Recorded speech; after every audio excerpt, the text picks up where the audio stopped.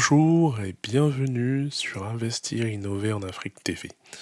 Nous voilà de nouveau réunis pour parler du match entre le Cameroun et la Côte d'Ivoire, un match du moins économique.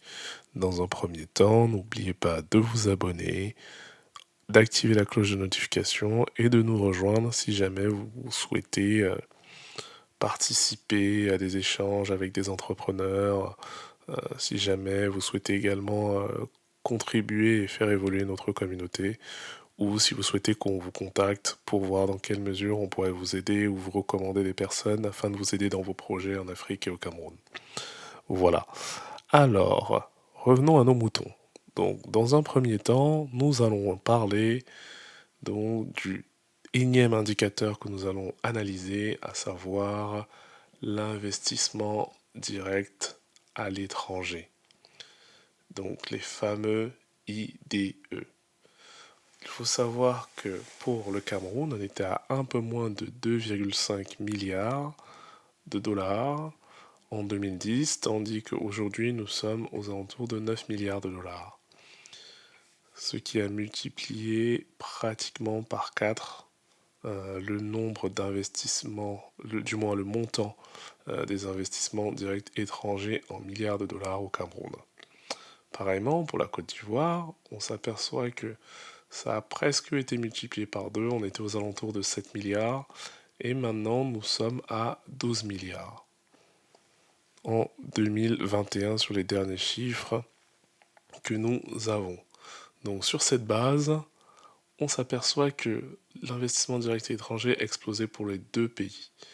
Aujourd'hui, nous sommes donc à 12 milliards pour la Côte d'Ivoire et à 9 milliards pour le Cameroun. L'écart s'est nettement réduit entre les deux nations. Donc c'est la preuve que le Cameroun est aussi également attractif, même si la Côte d'Ivoire capte beaucoup plus de capitaux. Ce qui explique aussi pourquoi la Côte d'Ivoire, certains disent que la Côte d'Ivoire n'appartient pas aux Ivoiriens. Parce qu'il y a tellement d'étrangers qui ont investi massivement dans ce pays qu'on se demande encore à qui il appartient. Ah bon, ça, c'est un autre débat. En tout cas, au Cameroun, les immeubles appartiennent aux Camerounais. Pour la plupart, du moins. Alors, autre indicateur que nous pouvons également analyser, ça va être le taux de pauvreté. Le taux de pauvreté qui est vraiment en fonction du seuil de pauvreté. Dans chaque pays, c'est la proportion de la population pauvre. Et on regarde un peu la proportion de cette population pauvre par rapport au pays. On regarde si elle est plus ou moins importante dans ce pays. Alors, si on regarde le cas du Cameroun, donc le ratio de la population pauvre en fonction du seuil de pauvreté du pays est donc de 31% en 2014 et de 39,5% en Côte d'Ivoire en 2018. Ce qui est vraiment, vraiment, vraiment élevé. Alors que le ratio de la population extrêmement pauvre disposant de moins de 1,90$ par jour était, parce que les derniers chiffres malheureusement que nous avons datés de 2014, étaient de 26% au Cameroun contre 9,2% en Côte d'Ivoire. Qu'est-ce qu'on peut conclure de cette analyse? On peut se dire qu'au Cameroun, en Côte d'Ivoire, il y a beaucoup plus de pauvres au Cameroun. On vit moins bien en Côte d'Ivoire qu'au Cameroun. En revanche, au Cameroun, il y a beaucoup plus de personnes qui sont extrêmement pauvres. Donc, vous voyez, globalement, c'est comme ça qu'on peut expliquer un petit peu cela. C'est-à-dire que dans les 31% de la population là, qui sont en dessous du seuil de pauvreté, il y en a 26% qui sont extrêmement pauvres. Tandis que en Côte d'Ivoire, il y en a 9% qui sont extrêmement pauvres. On peut partir là-dessus pour expliquer. Cela signifie donc qu'au Cameroun, il y a plus de personnes, en tout cas du moins en proportion, qui vivent convenablement ou du moins décemment par rapport à la Côte d'Ivoire. Ça, c'est un indicateur très important qui permet de comprendre un petit peu ces notions-là. Il y a d'autres données très intéressantes qu'on peut avoir, comme les données sur les inégalités entre les deux pays. On se rend compte que pour aller toujours dans le détail sur les inégalités sociales, il y a entre 1,7% euh, de, de la part du revenu des 10% des plus pauvres qui sont donc à la Côte d'Ivoire, enfin du moins, la part du revenu des 10% les plus pauvres représente 1,7% de l'économie nationale au Cameroun contre 2,9% en Côte d'Ivoire. Donc il y a beaucoup d'inégalités. Il y a plus d'inégalités entre les riches et les pauvres, du moins sur cette population très pauvre qu'au Cameroun. La part du revenu des 10% les plus riches est de 35% au Cameroun contre 29% en Côte d'Ivoire. Ça signifie que 35% des personnes contribuent à 10%, enfin, ou du moins euh, la part du revenu des 10% les plus riches. Donc cela signifie que parmi les 10% les plus riches, on a 35% de cet argent qu'ils génèrent. Tandis qu'en Côte d'Ivoire, c'est 29%. Donc il y a aussi une égalité sur les plus riches. Ensuite, la part de pauvres dans les zones urbaines. Il y a énormément de pauvres dans les zones urbaines en Côte d'Ivoire, tandis qu'au Cameroun, il n'y en a que 8,9%, en Côte d'Ivoire, il y en a 35,9%. Enfin, l'indice de Gini, aujourd'hui, montre qu'au Cameroun, on est entre 39,8% et 41,1%, ce qui fait que les deux pays sont vraiment très très proches si on se fie à cet indice qui, selon l'INSEE, juste pour rappel, alors l'indice ou coefficient de Gini est un indicateur synthétique permettant de rendre compte du niveau d'inégalité pour une variable et sur une population donnée. Il varie entre 0 et 1, l'inégalité extrême. Entre 0 et 1, l'inégalité est d'autant plus forte que l'indice de Gini est élevé. Il est égal à 0 dans une situation d'égalité parfaite où la variable prend une valeur identique sur l'ensemble de la population. Voilà un petit peu ce qu'on peut dire sur cet indice, qui est l'indice de Gini. Donc globalement, il mesure, euh, comme il est indiqué, si vous voulez, euh, c'est un indicateur qui permet vraiment de mettre en évidence les inégalités dans dans un, dans un pays. Et là, on se rend compte que, bon, donc comme on disait tout à l'heure, plus il est proche de 1, moins c'est bon signe. Là, en Côte d'Ivoire, il est à 41,1% et au Cameroun 39,8%. Donc il y a plus d'inégalités en Côte d'Ivoire qu'au Cameroun, même si la différence entre les deux pays, une fois de plus, reste quand même assez faible. Alors, plus forte concentration de pauvreté dans le septentrion, ce sont les départements les plus pauvres, en fait, les régions du Nord, où on a 56% de la population, euh, et, enfin, oui, 56% de pauvres, et le taux de pauvreté, selon la Banque mondiale, dans cette zone-là, est de 72%. Voilà.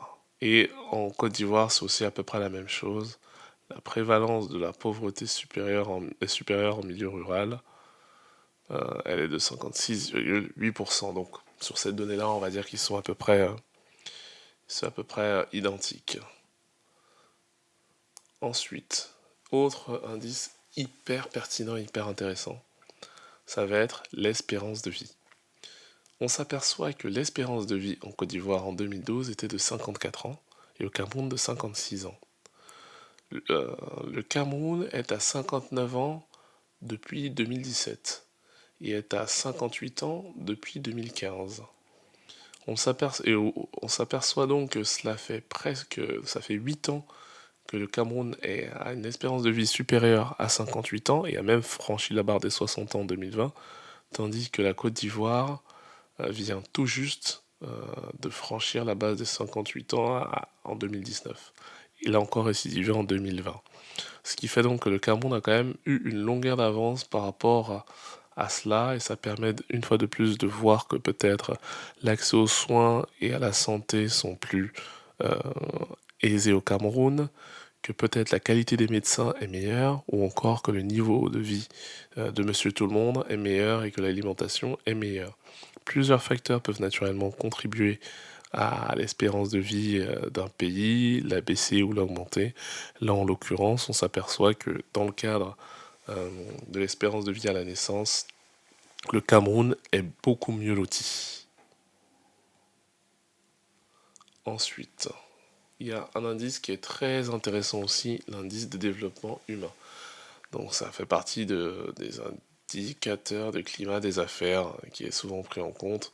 Notamment sur le dernier élément climat des affaires, le Cameroun était 150e et la Côte d'Ivoire 159e. Donc le climat des affaires sur ce score 2021 est plus intéressant pour le Cameroun que pour la Côte d'Ivoire. Et même l'IDH du Cameroun est supérieur à celui de la Côte d'Ivoire. Voilà, on va pas épiloguer là-dessus. C'est donc l'indice de développement humain qui est mis à jour. Donc là, en l'occurrence, donc la source est le Programme des Nations Unies qui ont pris la peine de mesurer la qualité de vie des populations. Cela prend en compte plein de critères, hein.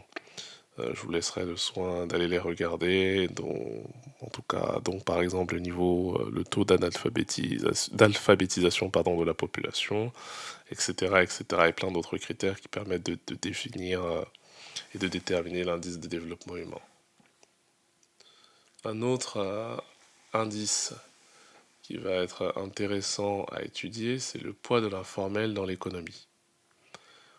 Au Cameroun, on s'aperçoit que le poids de l'économie informelle est de 50%, ce qui est énorme.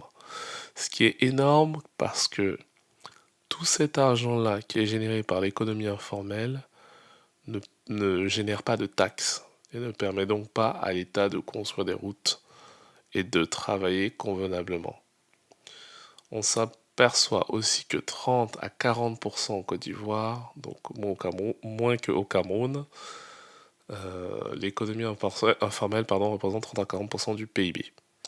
Ce qui fait que c'est moins qu'au Cameroun, donc naturellement, sur le reste, l'État perçoit plus d'argent.